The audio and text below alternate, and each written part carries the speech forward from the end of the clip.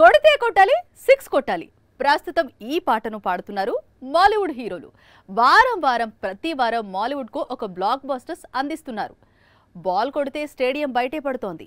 ఈ వారం రిలీజ్ అయిన సినిమాలు కూడా బ్లాక్ బస్టర్స్ లిస్ట్ లో చేరిపోయాయి. ఈద్ కానుకగా మాలీవుడ్ లో 3 కొత్త సినిమాలు రిలీజ్ అయ్యాయి.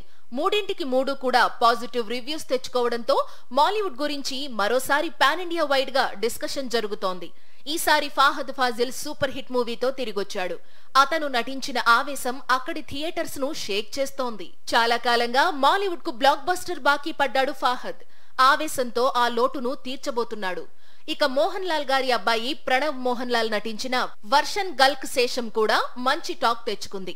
ఈ చిత్రంతో పాటు రిలీజ్ అయిన మరో చిన్న చిత్రం కూడా ప్రేక్షకులను మెప్పించే పనిలో ఉంది. అక్కడి బాక్సాఫీస్ పర్ఫార్మెన్స్ మీద వీటిల్లో ఒకటో రెండో చిత్రాలు త్వరలో తెలుగులో రిలీజ్ అయినా ఆశ్చర్యం లేదు.